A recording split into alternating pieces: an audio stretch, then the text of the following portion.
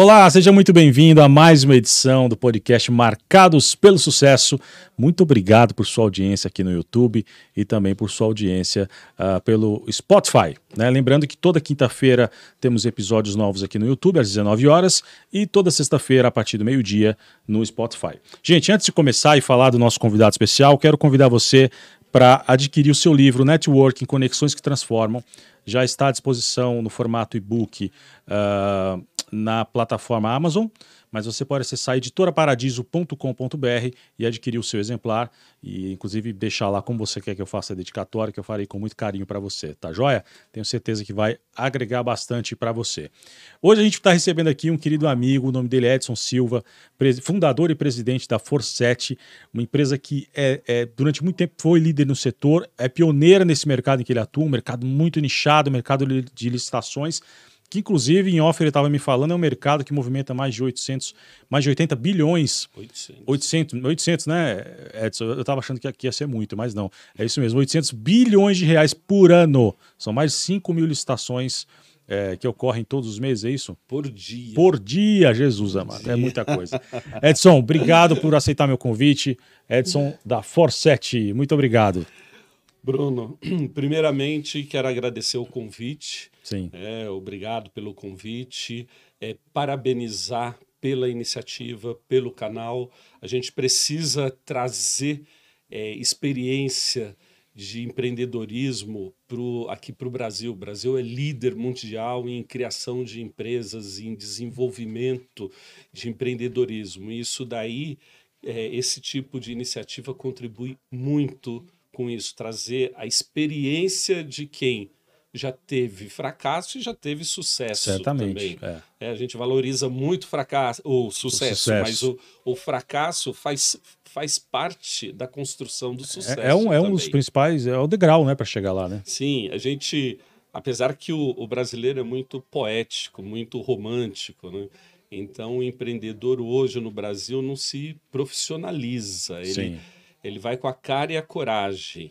Isso a gente precisa mudar. Sim. Porque não há necessidade do fracasso. Vamos aproveitar a experiência do outro. O empírico é importante, pode ser muitas vezes o diferencial, mas tem que se qualificar, não tem jeito. Sim, né? sim, tem que profissionalizar. Então, parabéns. Obrigado. Aí pelo seu canal. E nós não tínhamos combinado, mas eu também trouxe o livro. Ah, bacana, trouxe bacana. o livro já com uma dedicatória. E parabéns, porque é um assunto. Eu até, inicialmente, né, eu já li o livro e tem 2 capítulos aqui que eu acho assim fantástico. Por quê? Porque eu utilizo também essa estratégia, essa técnica, essa maneira de criar relacionamento. Então você tem um aqui que você fala a genuidade nas interações. Sim. Ou seja, ser autêntico. Sim. Então, quando você vai criar um network, um relacionamento com alguém, se ele não for verdadeiro, ele não se sustenta por muito tempo. É verdade. Então, é uma característica que você traz aqui. E mantendo o contato regular. Ou seja, isso é fundamental. Sempre esquentar aí o contato. Sim. Sempre esquentar. Eu participo de alguns eventos, feiras, eu vejo muito as empresas, no momento que vão participar de um evento, a preocupação deles é o evento. Sim. O momento do evento. Performar no evento. No evento. E ali é só o ponto inicial. Elas esquecem de dar a continuidade. Então, o mais importante é o pós-evento. Sim. Onde você vai pegar todos os contatos ali, estudá-los. Estudar aqueles contatos e aí trabalhar um a um. Então, muitas vezes, só por ter distribuído o seu cartão para alguém não significa que você vai receber um contato. É isso mesmo. Então, a importância dessa experiência trazido num livro, num material que você juntou toda essa estratégia é muito importante. Parabéns também. Muito obrigado. Por essa iniciativa. Obrigado, Edson. Você foi um dos primeiros. O Edson é um querido amigo, foi um dos primeiros empresários a nos prestigiar né? Existe a venda corporativa que a gente faz, né? Que são de alguns volumes de exemplares para as empresas poderem distribuir para seus colaboradores, parceiros, enfim, stakeholders e tudo mais. E o Edson foi um dos primeiros a nos prestigiar e eu que agradeço você por apoiar, né, as novas iniciativas. Obrigado de verdade. E assim, eu quero contar duas questões, dois pontos. É história, o outro é fato. Na questão de relacionamento, e eu vejo muito isso no seu livro, muitas dicas, muita experiência trazida. Quando é genuíno, ela, vamos falar, perpetua. Então, no início da minha carreira, eu trabalhei no mercado financeiro, comecei trabalhando no Citibank, e no Citibank eu conheci na época, não era estagiário, ele Sim. era de um programa de trainee, Juliano Marcílio. E naquele momento, um quase estagiário, normalmente ninguém presta atenção, mas o relacionamento começa daí. Sim. E esse Juliano, do Citibank, ele virou trainee, e resumindo a história, hoje ele é o vice-presidente de RH do Citibank,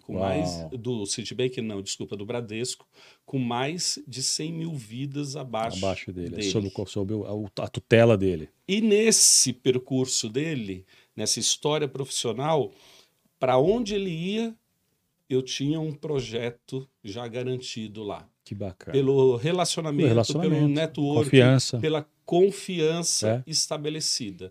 Então, sempre ele partiu para vários bancos, várias empresas multinacionais, e toda empresa que ele ia, eu tinha um projeto garantido lá pela confiança estabelecida. Então, o networking começa lá atrás. Ele não cria simplesmente de uma hora para outra. E uma outra questão que eu acho interessante quando você fala de não esfriar o relacionamento é você ter estratégia para manter esse relacionamento quente. Sim. Eu sou da área de tecnologia. No jargão de tecnologia existe uma palavra chamada ping, que é um computador comunicar com outro computador. Falar, oi, estou aqui. Oi, sim. estou aqui. Então, existe um jargão chamado ping. E a gente usa muito. O contato, o network, os seus contatos têm que ser pingados. Eles têm que ser esquentados frequentemente. Provocados, né? Provocados. E uma das estratégias que particularmente eu uso, ainda leio em papel o jornal Valor Econômico todo dia. Bacana. Tenho a versão eletrônica, mas existem algumas características no papel. O que eu faço? Quando eu estou lendo uma matéria específica que me recorda um contato, eu envio aquela matéria para aquele contato. Perfeito. Só que não é um copiar e colar. É você enviar a matéria e agregar algo àquela matéria que seja relevante ao seu contato. Então, quando o contato recebe isso daí, sim, ele vê a importância que você dá nesse relacionamento, ele percebe que ele está no seu radar sempre, né? Então isso é importantíssimo. Isso que você falou é perfeito. É uma das formas, acho que mais acessíveis, acredito, né, de você conseguir manter o contato, né? Porque assim, tá no seu dia a dia, fazer a leitura você vai ler o Valor Econômico, independente de pensar em A ou B ou X, enfim, de qualquer forma, né? Então você vai ler com atenção um pouco mais redobrada, às vezes, poxa, isso aqui me lembra o meu amigo vice-presidente lá do Bradesco, tal, de RH, vou mandar para ele como sugestão, ou como, né, apontamento. Às vezes ele até já leu aquilo, mas não importa, importa que você lembrou dele, você recordou. E tem relevância o conteúdo. Sim. Então, é um conteúdo, eu separo um conteúdo que tem relevância, que faz sentido. E aí ele se torna genuíno mesmo. Sim. E aquilo quase sempre provoca, um desmembramento ali na conversa, né? Um desenrolar naquela conversa, uma continuidade. Então, com isso, você mantém aquecido. Só que, é lógico, tem que ser disciplinado. Não é fácil você ficar fazendo isso. Automatizar simplesmente, eu sou de tecnologia, posso automatizar isso? fazer um robô que pega e isso. vai, envia? Pode, mas aí você vai estar competindo com o Google, você está competindo com várias outras ferramentas que fazem isso. E ali não, o que você está como objetivo é esquentar o relacionamento, Sim. pessoa a pessoa. Sim. Então, são estratégias utilizadas, verdadeiras, genuínas, e que você pode adotar ali no dia a dia. É isso. Mas isso o mesmo. assunto também... É um assunto que rende, Edson, quando eu te convidei, eu falei, cara, a gente tem muita coisa bacana para falar da Forset. Já sabia que vocês eram líderes de mercado, pioneiros, etc. Mas eu não imaginava que fosse um mercado tão robusto, tão latente. E assim, depois quando você começa a parar e pensar realmente, né, por exemplo, o poder público, que é onde você atua praticamente 100%, né, vive isso todo dia, toda hora. Fala um pouco dessa pujança desse mercado. Bom, a Forset é uma empresa que existe desde 2006. Nós iniciamos como uma fábrica de software, uma empresa que desenvolvia sistemas, mas em um determinado momento eu fui provocado por um desafio com o tema licitação. Chegou uma empresa através de networking, lembrou da gente, chegou para mim e falou, eu estou com esse problema. Que o problema era participar de licitações públicas. E no momento ele falou, olha, a gente precisa automatizar esse processo. Eu falei, ok. Perguntaram, vocês fazem? Lógico, somos especialistas. Sim. Ou seja, fui aprender sobre o tema. Sim. E desenvolvi em 2009 um primeiro robô que automatizava o processo de participação nas licitações públicas. E aí a gente foi se especializando nesse tema, deixamos de, aos poucos, desenvolver softwares aleatoriamente, porque nós desenvolvíamos softwares para o mercado como um todo, para todo o segmento, especializamos em licitação. Hoje nós temos uma plataforma, chama elicitação.com.br. Essa plataforma ela atende todo o fluxo do processo licitatório. Então, quem é o nosso cliente? Qualquer empresa que queira vender para o governo. Esse é o nosso público-alvo. Então, hoje são chamados fornecedores, os licitantes. Quando você fala que em 2009 você criou esse primeiro robô, quando você fala de robô, só para poder ficar bem claro, para quem não é do segmento, eu mesmo sou um leigo no assunto, a gente está falando de um robô que capta tudo que está no mercado de licitação e traz para mim, por exemplo, que estou querendo vender celular, por exemplo, para o governo. É isso. Exatamente. E vai além disso daí. Então, o robô, na realidade, são sistemas que possuem instruções para agirem sozinho e ficam trabalhando 24 horas por dia, executando tarefas que você programou. Entendi. Então, nós possuímos hoje robôs que capturam as oportunidades de licitação. O governo hoje, qualquer compra do governo, ele precisa seguir um rito, uma lei que determina como tem que ser o processo de compra. Etapas, né? Então, ele tem um fluxo ali. E cada momento desse fluxo, desse processo licitatório, exige necessidades específicas. Então, nós temos ali sistemas que apoiam o fornecedor, o licitante, nessas necessidades específicas.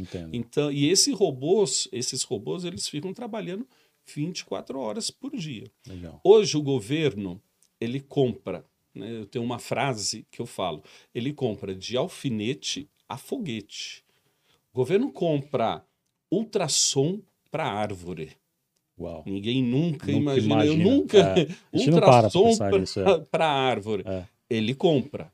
Ele compra foguete? Ele compra foguete. Ele compra medicamento? Compra medicamento. Ele compra cesta de lixo? Ele compra celular? Quer dizer, o governo compra de alfinete a foguete. E diariamente o governo publica esses processos de compra, essa intenção de compra. ou seja, a gente chama de edital. Ele publica Sim. editais. Diariamente são publicados em torno de 5.000 editais Uau. por dia. Você chegou a comentar por mês? É, É por por dia, cara. por dia. E um edital, dentro de um edital, eu posso ter vários produtos sendo adquiridos. Sim. Em média geral, desses 5.000, eu tenho 6 produtos sendo adquiridos em cada edital. Então, você multiplica lá os 5.000 vezes baita 6. mercado. Então, Como você falou, mercado. qual o percentual do PIB Hoje, que representa? as compras públicas representam em torno de 13% do PIB brasileiro. Uau. É em torno de 800 bilhões, é quase 1 trilhão. É maior do que o PIB de vários países. De muitos países, com certeza. Então, o governo hoje é o maior comprador do mercado brasileiro. É o maior comprador. Uma curiosidade, né, Edson? Salvo engano, o Brasil tem o quê? 6 mil e poucos municípios, é isso? 5.594. Ou seja, a gente está falando de quase uma licitação por município, praticamente. Não é isso, mas é como se fosse, né? É um número absurdo. Assim. O volume é muito grande. Então, hoje, qualquer empresa tem possibilidade de vender seu produto ou seu serviço para o governo. Então, o governo hoje, ele compra não só produto, a gente falou bastante em produto, mas serviços também.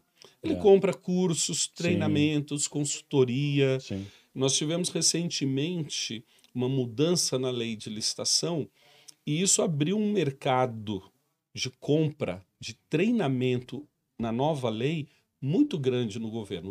O governo comprou muito cursos da nova lei de licitação para os gestores públicos. Então, o governo compra realmente de alfinete a foguete. E o que é engraçado quando você fala, né? Toda empresa tem oportunidade de vender para o governo, de fato existe, né? Essa coisa, porque existe uma lei, inclusive, sobre isso, né? De alguns determinados serviços, alguma coisa do tipo, tem que ser para microempresa, alguma coisa do gênero, não é assim? Sim, existe. O governo, ele. Se a gente for analisar os 47 mil CNPJs que estão cadastrados na Receita Federal. Hoje a base de dados da Receita Federal tem 47 milhões de CNPJs cadastrados na Receita Federal, na base dela. Se você for analisar ali, quem move o Brasil não são as grandes empresas. É verdade.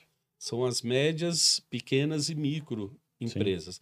Elas movimentam. Aquela empresa que é MEI, que tem 2 funcionários, tem 1 funcionário, a microempresa que tem 5 funcionários. Então, o volume desse padrão de empresas é muito grande no Brasil, principalmente também porque nós somos um país de empreendedores. Sim. E o governo apoia nisso, daí fomenta, investe nesse segmento, promovendo algumas preferências. No caso de licitações, existe na lei, existe licitações preferencialmente para micro e pequenas empresas. Sim. São licitações ali que podem chegar até R$90 mil e elas têm uma exigência para micro e pequenas empresas participarem, algumas com exclusividade. Só micro e pequenas empresas podem participar. Sim. Então, sim, em licitação existe também essa questão de dar essa preferência para provocar esse crescimento das micro e pequenas empresas que querem vender para o governo. Sim. Hoje a Forset tem quantos clientes mais ou menos na base? Hoje a gente tem uma flutuação aí entre 900 e 1.000 clientes. Tá. Então, o número de 1.000 clientes às vezes é uma resistência nossa ali, a gente comemora, mas existe uma flutuação grande nisso daí. Principalmente porque para você participar de licitação, você tem que ser disciplinado, você tem que ser organizado. Porque a lei, o governo exige que você, em primeiro lugar, esteja em dia com todas as suas obrigações. Todos os impostos, Todos os documentação, impostos, tudo. É bem burocrático, né? Então, existe essa exigência, que não deveria ser exigência, deveria ser o padrão. Sim. Né? A lei, não só a lei de licitação, mas a lei tributária brasileira está aí. É para ser seguida. E o governo utiliza essa prerrogativa de ter a sua certidão negativa em dia com o governo. Sim. Então, hoje, isso daí é um processo de exigência que, se a empresa estiver em ordem e tem que estar, ela pode participar de qualquer processo licitatório. Existem processos licitatórios de R$ 50.000, como existe o recorde que nós já tivemos foi uma licitação que iniciou em 3 bilhões. Uau. Em 3 bilhões. Então, o governo compra bastante. Sim. Tem muita oportunidade. E o empresário que está nos assistindo agora em todo o país e que fala, poxa, que interessante, talvez eu possa me tornar Estou com tudo em dia, talvez eu possa me tornar um fornecedor, né, de alguma prefeitura, enfim, de um governo estadual, ou até mesmo do governo federal. Ele vai entrar no site da Forset, por exemplo, como que ele faz para se tornar cliente? Existe uma mensalidade ou ele paga por licitação que ele se adequa, enfim, como que funciona? Hoje, falando no modelo tecnológico conhecido de mercado, a nossa plataforma hoje, o nosso portal, ele é um modelo que a gente chama SaaS. É um modelo onde você paga um valor mensal de acordo com características da empresa. Então, eu tenho um formato de venda onde eu também incentivo a pequena empresa, o pequeno empresário, e esse modelo de venda ele vai aumentando de acordo com o sucesso daquela empresa. Então, hoje existe uma mensalidade, você entra lá no portal ou da Forset, porque a Forset é a nossa marca, é o nome da nossa empresa, ou no portal elicitação.com.br, existe lá um guia para você fazer um processo de degustação. Tá. Então, você vai experimentar a nossa plataforma por um período, ali assessorado com todo um time de suporte, e você, aprovando, gostando, se interessando, você faz uma assinatura de acordo com o seu tamanho e é uma mensalidade ali por mês. Eu não viro sócio seu, aonde eu vou participar do seu ter sucesso. Um percentual, nem não. Nada. Sim. Eu internamente na Forset tenho uma administração de previsibilidade. Então, eu gosto de ter previsibilidade, por exemplo, de receita. Então, essa mesma cultura eu levo para o cliente. O custo que você vai ter mensal com a Forset é X.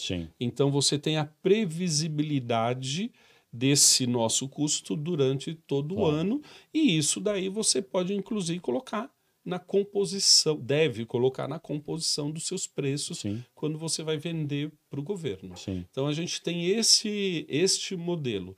Hoje, a gente, dentro da nossa plataforma, tem mais de 8, vamos falar, soluções, uma para cada fase do processo, utilizando, e assim, a Forset hoje tem em torno de 70 funcionários, 73, 74 funcionários. O meu time de TI são 27 funcionários. Então, por que eu disse isso daí? Porque hoje a gente utiliza tecnologia de ponta. Nós fomos pioneiros em todas essas soluções por um motivo muito forte, é saber utilizar a tecnologia da melhor forma para resolver esses desafios no mercado de licitação. Agora, Edson, quando a gente fala no Brasil em qualquer coisa que tenha a ver com governo, e aí nas 3 esferas, a gente sempre pensa no quê? Em algo improdutivo, em algo que tem corrupção, ou que tem desvio, ou que tem fraude, enfim. Você está desde 2009 nesse mercado. embora a tua ferramenta não sirva o governo, né, ela serve o outro lado da ponta, né, quem está vendendo para o governo, o que você enxergou de, eventualmente, melhorias nos processos de lá para cá? A gente comenta muito, existe uma opinião coletiva muito também influenciada pelas notícias. Sim, Então, hoje, quando você fala governo, licitação, você pensa, isso daí é um jogo cartas já, marcadas cartas e tal. marcadas. Agora, eu falo o seguinte, vamos falar de estatística. 5.000 licitações por dia, em torno de 36 mil produtos sendo comprado por dia. Por dia.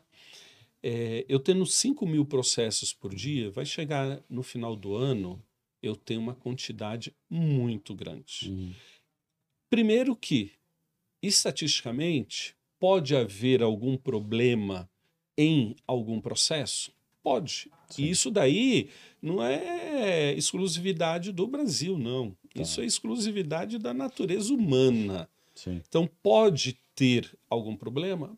Pode. Mas a mídia só relata os problemas, não relata os sucessos. sim. Então hoje você vê de repente num grande jornal aí à noite transmitindo um processo Dentre 5.000 do dia, né, que aconteceu do no dia. dia que deu problema. É, Então o governo investiu muito numa nova lei que profissionaliza cada vez mais e dá muito mais transparência aos processos. Então, usando a tecnologia, o governo consegue hoje facilitar o acesso a uma licitação numa empresa em qualquer lugar do Brasil. sim. Então destruiu aquela barreira geográfica que é onde, ó, a licitação vai acontecer nessa sala aqui na Fechada, prefeitura fechada. Aqui em Guarulhos, eu estou lá na Bahia, eu não consigo participar aqui. A tecnologia abriu isso. sim, Então hoje, qualquer empresa que esteja legalmente habilitada com a sua documentação para licitar, ela pode participar de uma licitação. sim, Então, ela venceu essa barreira daquelas quatro paredes que, de repente, poderia acontecer algo ali que ninguém sabia. E hoje, o governo coloca instrumentos que você pode contestar. sim, Quando o governo publica um edital, né, uma intenção de compra, e de repente você, lendo esse edital, você verifica que tem talvez uma característica ali de que incomodou, que está sim, direcionando, você pode impugnar. Qualquer cidadão brasileiro pode impugnar esse edital. Ou seja, essa licitação não vai continuar. certo. E durante o processo licitatório, depois que é declarado o vencedor, se você tem conhecimento de algum fato daquele vencedor que impede ele de vender para o governo, você tem um momento que você pode fazer um recurso dentro do fluxo do processo Sim, licitatório. Eu tenho vários clientes que eles não vencem a disputa, mas eles ganham a licitação conseguindo tirar quem venceu sim, por alguma característica que ele não está claro, atendendo o processo sim. licitatório. Faz a argumentação ali técnica E ele e pode acaba ganhando. desclassificar quem venceu a Entendi, licitação. entendi. Então, o processo hoje, com muito a utilização de tecnologia, ele tende a ser muito mais transparente do que acontecia há anos atrás. Sim, Então, existe essa opinião coletiva muito mais pelas notícias dos problemas que aconteceram e não do infinito sucesso nos outros processos. entendo. Então, a gente só lembra disso daí. Sim. Né? Deixa eu te perguntar uma coisa, e assim, ir lá pro lado do Edson empreendedor, né? Porque hoje é bacana falar da Forset, uma empresa que está prestes a completar 20 anos aí, né, ano que vem, Sim, 70 colaboradores em média, mais de quase 1.000 clientes aí por mês aí sendo atendidos, enfim. e pioneiro, e líder, etc. Mas o início disso foi bem a moda do Brasil mesmo, né? Você começou no teu apartamento com 2 estagiários. Conta um pouco desse começo pra gente. Sim, como todo brasileiro, você quer ter, a maioria dos brasileiros quer ter Sim, sua independência, ou melhor, você quer ter seu negócio. é, Então, essa também é uma paixão, podemos falar que é uma paixão nacional. A gente vê as estatísticas, eu acompanho estatística aí do Ministério da Indústria, Comércio, e uhum, essa estatística a gente viu o crescimento de novas empresas, isso daí é fato no Brasil. sim, E eu não fugi desta vontade, desse desejo. Então, antes de ter a Forset, eu tive duas outras empresas que quebraram. sim, Então, iniciei com uma empresa atendendo uma empresa americana na área de mídia, na área de comunicação. uhum, Então, existia, através do networking, uma empresa americana, uma agência americana veio para cá, para o Brasil, uhum, e ela precisava se estruturar. E um ex-funcionário foi trabalhar nesta agência e aí ele me colocou em contato sim, com essa agência, um ex-funcionário do Citibank, que eu tinha relacionamento, e ele me colocou em contato com essa agência. E essa agência contratou meu CNPJ para uhum. estruturar a equipe de tecnologia Ah, da legal. agência. Essa agência, né, ainda existe o nome, chama Modem Media. Ela foi a primeira agência a comercializar um banner. Uau, Então, ela que inseriu um banner dentro da hum, internet. E legal. ela tinha filiais pelo mundo todo. Então, constituir uma equipe dentro dessa agência. Fiquei lá por uns 4 anos, até que a agência foi comprada, engolida por uma outra maior, Sim, isso é é praxe de praxe do mercado, mercado. né? Foi por uma outra maior que só queria o portfólio, não queria a Sim, estrutura. E aí a agência foi, de uma semana para outra, a agência sumiu. foi sendo desmembrada. Sumiu. E nisso daí eu tinha em torno de uns 40 funcionários. De um dia para o outro não tinha demanda para esses 40 funcionários. Uau. E aí, literalmente, quebrei. Literalmente, eu quebrei. Em seguida, eu também para o networking, dentro do Citibank, eu conhecia uma estagiária que conhecia uma pessoa que era, na época, gerente de tecnologia da Sodré Santoro, o maior Sim, leiloeiro do leiloeiro do Brasil. Brasil, é. E na época, ela me colocou em contato com ele e a partir daquele momento, eu desenvolvi com ele o primeiro portal de leilão do Brasil. Olha que Então, legal. nós desenvolvemos lá no Sodré Santoro o primeiro portal. E nisso daí, e nesse momento, pós-quebra do primeiro CNPJ, o meu escritório estava num apartamento meu, que estava lá fechado, e ali, com 2 estagiários, começamos. Aí o projeto foi crescendo, crescendo, crescendo. E um determinado momento, aquilo virou uma plataforma de leilão que a Uau, gente começou a comercializar para vários leiloeiros. Fez certo. um spin-off, Aham, né? Ele virou um negócio próprio. certo. E nesse meio termo aí, a gente focou um outro negócio na Forset. Aí, em um dado momento, né, você tem ali 2 negócios. A gente é bem romântico, a gente acha que dá conta de tudo, né? É. Aí tem 2 negócios. A gente focou aí em licitação e o outro negócio, literalmente, ele perdeu a energia, a força que nós Sim, estávamos aplicando ali.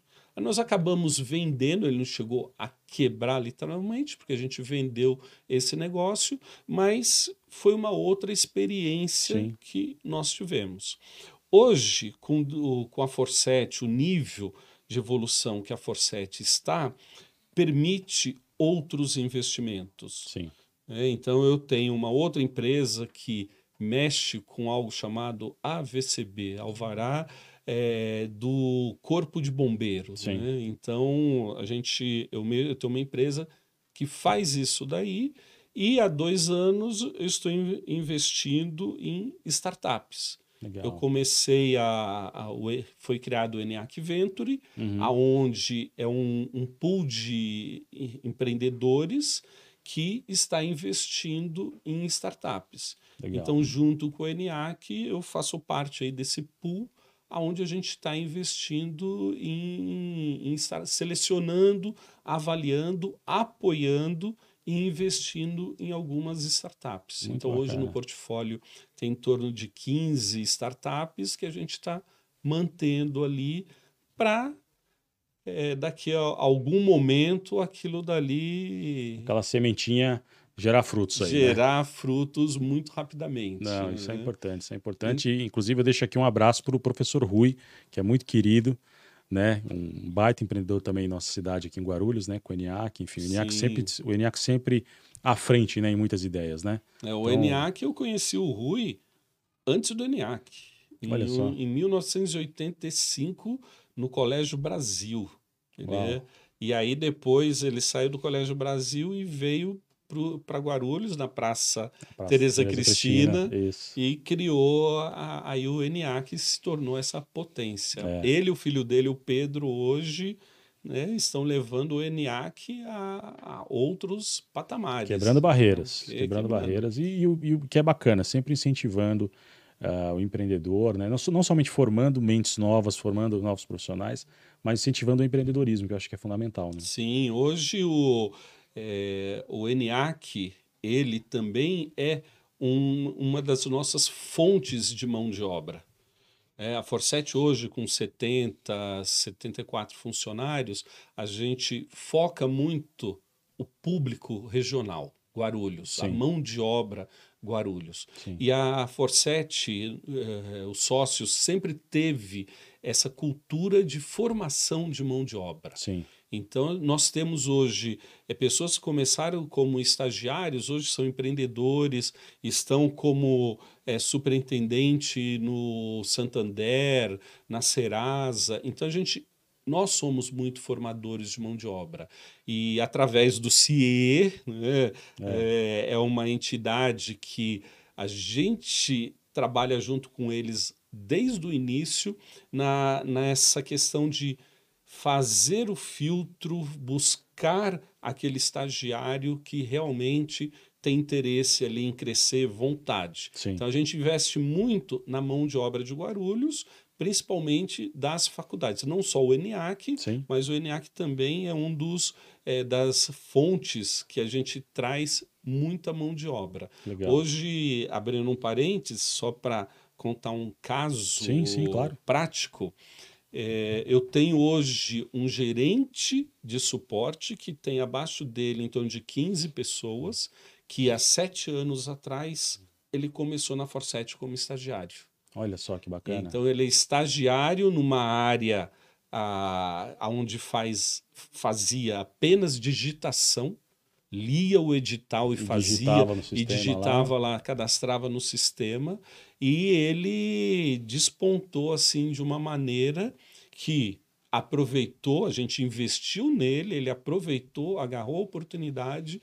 Hoje ele é gerente, conversa diretamente com os sócios e faz a gestão de uma equipe em torno de 15 pessoas. Uau, que bacana. E assim, e não só ele, nossa gerente de RH também é cria de casa, como a maioria da mão de obra da Forset foi formada dentro da Forset. Então a gente acredita, apesar de sermos tecnologia, a gente acredita que o diferencial são realmente as pessoas. Fazem aí a diferença. Quem você está em casa assistindo, procura lá Forset no Instagram, você vai ver que eu já visitei lá o seu Instagram, então tem lá muitos vídeos e fotos e tal. A gente percebe que você tem um pessoal bem jovem mesmo trabalhando contigo, né? Uma galera bem engajada. A pergunta que eu quero fazer, e aí eu peço atenção agora, você que é jovem, que está nos assistindo, presta atenção nessa pergunta, que eu acho que o Edson vai trazer uma colaboração muito bacana para a gente. Edson, é impossível não falar de inteligência artificial no teu segmento. A minha pergunta é, como é que vai ser, como é que o jovem, né, essa nova geração de empreendedores, nova geração de colaboradores também, podem tirar proveito da inteligência artificial para o trabalho deles? Porque a polêmica é, vai ficar todo mundo sem emprego, vão tomar meu emprego no espaço, a geração é uma geração preguiçosa, é uma geração que não é muito diferente, né, do que foi o passado. Enfim, vamos inverter, vamos pensar no lado positivo da coisa, né? Como que o jovem empreendedor ou o jovem colaborador que está começando a carreira agora pode tirar proveito da inteligência artificial? Olha, esse era um tema, quando eu falei desse estagiário que virou gerente, me lembrou que eu ia fazer já um comentário a seguir sobre esse tema. Legal.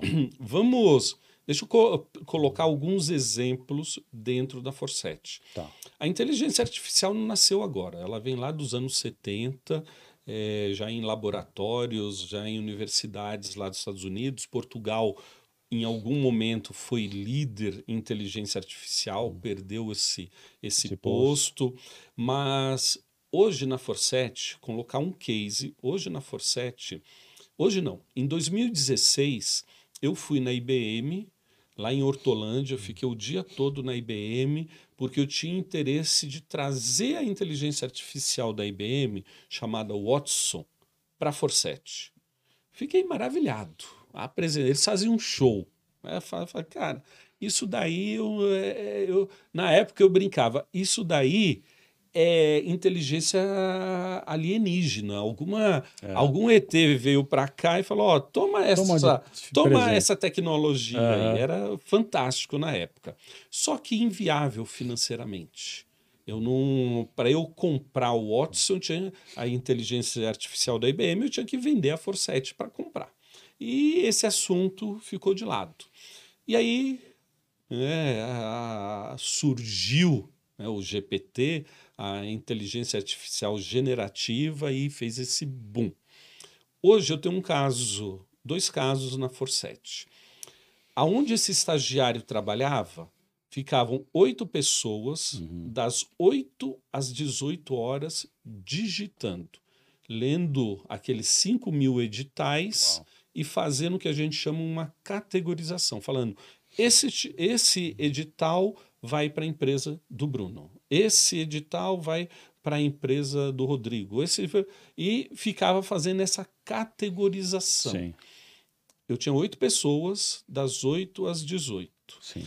Em novembro do ano passado, nós sentamos e falamos, agora é possível usar a inteligência artificial, não precisa vender a Forset para comprar a inteligência artificial. E aí nós desenvolvemos a nossa, não tem nada a ver com a generativa, GPT, Gemini, nada disso daí. Nós pegamos e desenvolvemos a nossa. Para você desenvolver uma inteligência artificial, você tem que ter, principalmente, duas oportunidades. A primeira é você ter muita informação original e ter essa informação classificada. Ou seja, da onde ela é para onde ela vai. Certo. Então você tem que ter isto daí feito. E nós tínhamos isso daí na Forset. Eu sabia, essas oportunidades, esses editais vão para essas empresas, para essas categorias. Então a gente tinha milhares de editais categorizados. O que nós fizemos? Criamos nosso modelo de inteligência artificial, jogamos isso e ensinamos essa inteligência artificial a fazer esse trabalho. Tá. Resumindo, hoje, aqueles 5.000 editais que eram feitos por 8 pessoas diariamente, das 8 às 18, é feito pela nossa IA, que faz em 15 minutos. Em Uau. 15 minutos. Então, eu alugo uma máquina na Amazon às 8 da manhã, um super servidor. Canhão, né? Coloco todas as informações lá, em 15 minutos ela faz o trabalho. Então, assim, é inevitável. Aí vamos para o lado social. Sim. Essas 8 pessoas, o que aconteceu?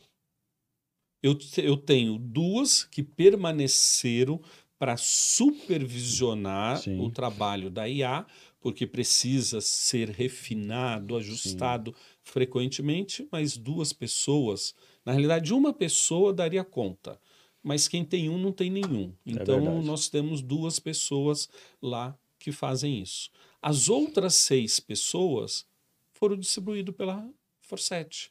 Eu aumentei a minha equipe de pré-venda, por Sim. exemplo. Eu coloquei na geração de conteúdo também pessoas ali e foi uma para o RH. Então, as pessoas ali, elas foram para outras Foram atividades reaproveitadas, e realocadas. foram realocadas. Mas o jovem que está ali, qual vai ser a profissão do futuro? Pô, cara, quem tiver essa Quem tiver essa resposta resposta, aí. nossa. Por quê? Porque a dinâmica da IA está muito rápido, está muito rápido. Hoje, eu falei, eu tenho 27 pessoas na minha equipe de tecnologia. Grande parte de desenvolvedores. Eles ficam criando, ensinando o computador a fazer alguma coisa, né? Gerando sistemas, ajustando o sistema. E sim, a gente já está estudando a IA para não substituir, e sim dar mais agilidade. Sim. E é incrível, Bruno, que esse negócio faz. Eu ainda falo, eu continuo naquele conceito. Veio um extraterrestre aí e falou: ó, faz dessa maneira aqui, porque é incrível isso daí. Então ela está fazendo realmente uma mudança mundial, revendo muitas, muitas profissões. Uhum. Algumas profissões tendem a diminuir, sim. O digitador, por exemplo, lá na Forset acabou. Ele acabou. Só que acaba, a gente tem que olhar que a IA é uma ferramenta. Então, como utilizar melhor aquela ferramenta? Porque antes da IA, tudo era feito. Sim. Era feito. Eu gravei um outro podcast recentemente que eu disse isso daí. Você podia fazer qualquer coisa que a IA faz hoje. A IA veio como uma ferramenta que te dá uma produtividade muito grande. Ela acelera o processo. Né? Acelera muito o processo. Então, sim, da mesma coisa, né? O que já foi dito 1 milhão de vezes, da mesma forma que o Henry Ford colocou um processo de fabricação que automatizou, padronizou ali a produção de automóvel, e a Revolução Industrial tirou vários empregos de artesanais, né? Artesanais, e mecanizou isso daí, é o mesmo processo. Só que agora, com a internet, isso se populariza de uma maneira exponencial. Verdade. E colaborativa. Não só se distribui, divulga, mas as pessoas começam a usar e se tornam colaborativa desse progresso. Sim. Então, vai mudar? Vai mudar. Vai substituir alguns profissionais? Vai substituir. Desde advogado, tem escritório de advogado que não precisa mais daquela equipe toda pela demanda que ele tem. Por quê? Porque a IA realmente acelerou o trabalho de um júnior, advogado júnior hoje pode fazer muito mais, mas tem que ter a supervisão realmente de alguém. Sim. Quem sabe daqui...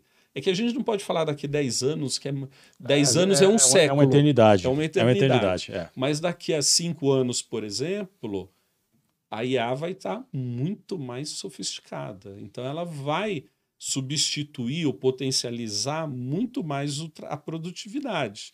Então, eu preciso de menos pessoas para fazer aquele trabalho. Aí você fala, vamos para a área de humana, psicologia. Eu vi uma demonstração aí de uma IA que estudou tudo que tinha de Freud e ela começou, é lógico, é um laboratório, Sim. É um teste. Ela começou a fazer sessões com pessoas personificando Freud.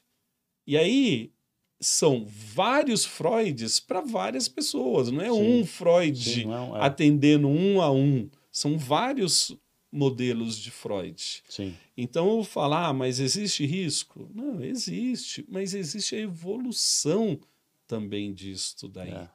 Então, a IA é um tema fascinante e um tema que o que a gente fala hoje aqui, daqui ao final do ano, já não tem já valor. pode Já caiu por terra. ter né? mudado mesmo. É verdade.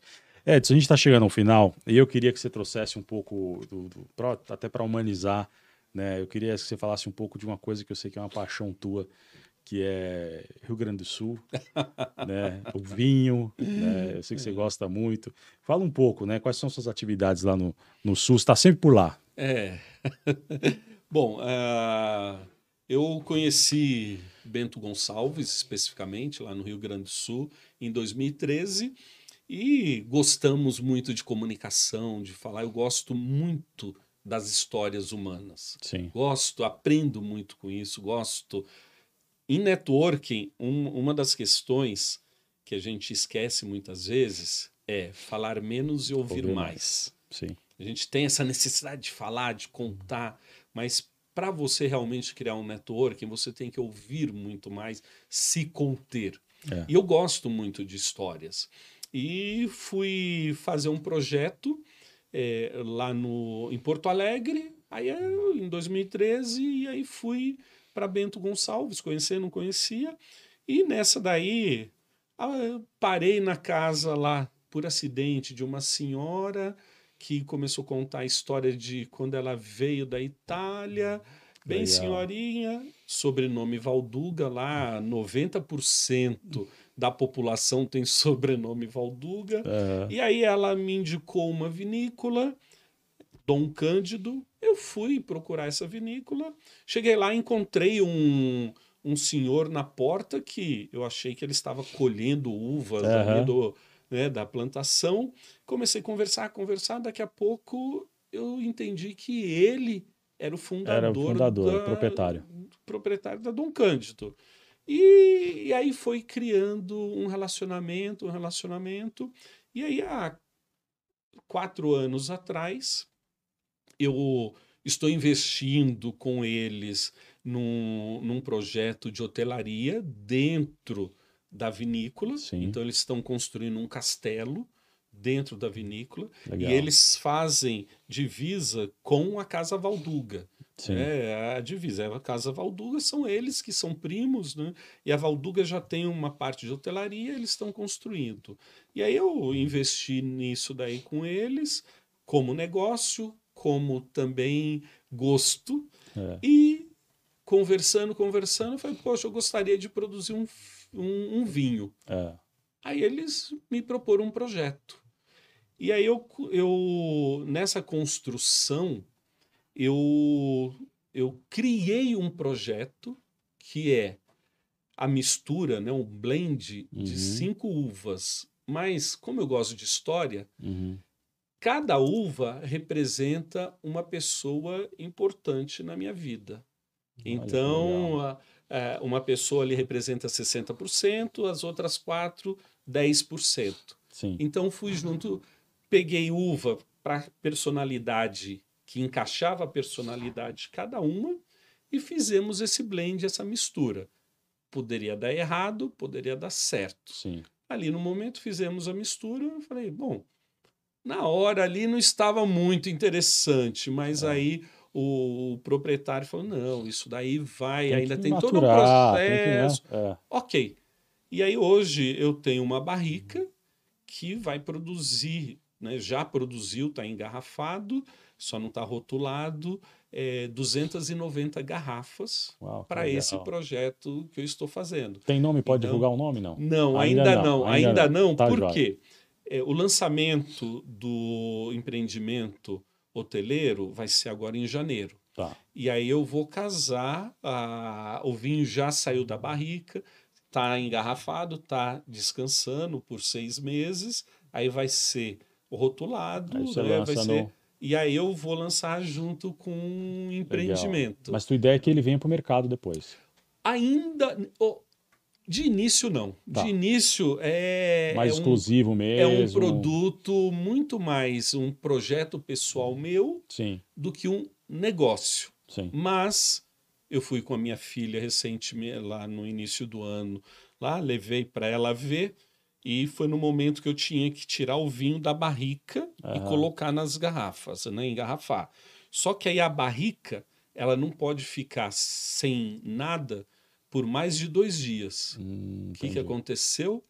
Minha filha que estava lá acabou fazendo a mistura dela, o blend dela. Criou já Ela foi o lá, spin-off do vinho. já. E ela tem uma linha aí muito assim, empreendedorismo feminino. Legal. Então, esse vinho vai ter esta Esse característica. viés aí. Até no rótulo dele Que é legal. muito mais para esse lado feminino. Quem sabe esse talvez então já vire um produto. Que legal, que bacana. Edson, muito obrigado por tua presença aqui. A gente falou praticamente 1 hora, passa muito rápido. Muito rápido. Ensinamentos bem bacanas. Tenho certeza que você em casa certamente viu que foi um papo enriquecedor. Obrigado, parabéns pelo empresário consciente que você é, no sentido de gerar, né, de dar oportunidade para outras pessoas jovens estão começando, enfim, de apostar na coisa de você apostar nos profissionais locais, que isso é muito importante, né, que se todo empresário pudesse apostar nisso, e também na questão de preparar essas pessoas, né, então assim, de dar um encaminhamento, um futuro para essas pessoas. Esse projeto é muito bacana. Isso que você faz na Forset tem muito valor, né? Se todo empresário brasileiro tivesse essa visão, o país seria outro. E parabéns pelo negócio de sucesso que você construiu. Muito obrigado pela presença. Obrigado, Bruno. Agradeço novamente aí a oportunidade. E como eu falei, a gente investe em pessoas. E como eu falei, não posso deixar de citar, Sim. Desde o início, a gente tem o apoio do Centro de Integração Escola Empresa, o CIE, que Sim. nos traz essa mão de obra que a gente investe frequentemente. Eles estão com a gente, nome até da Simone, eles estão com a gente desde o início, desde que a Forset precisou do primeiro estagiário. Bacana. Hoje a gente, nem sei quantos estagiários, mas a gente tem, mas frequentemente a gente contrata a mão de obra local e investe no futuro desta mão de obra. E o CIE sempre apoiando a gente. Não é um elogio verdadeiro, porque ele é real. Né? Esse apoio que a gente tem deles, essa comunicação estreita que a gente tem com o CIE, permite ter esse investimento nessa mão de obra local. Que bacana. Legal. Obrigado mais uma vez, Edson. Gente, eu agradeço demais a audiência de vocês. Peço que vocês compartilhem esse vídeo com bastante gente, pessoas queridas que vocês sabem que querem e precisam desse tipo de conteúdo para crescerem. Não esqueçam de também seguir a gente aqui, né? Na verdade, não é seguir aqui no YouTube, na verdade é se inscrever em nosso canal, né? Não esqueça de compartilhar o vídeo, de curtir e também de nos acompanhar pelo podcast. Obrigado pela audiência nas 2 plataformas e voltamos na próxima semana com mais um vídeo inédito aqui para vocês, tá joia? Fique com Deus, um abraço, até mais.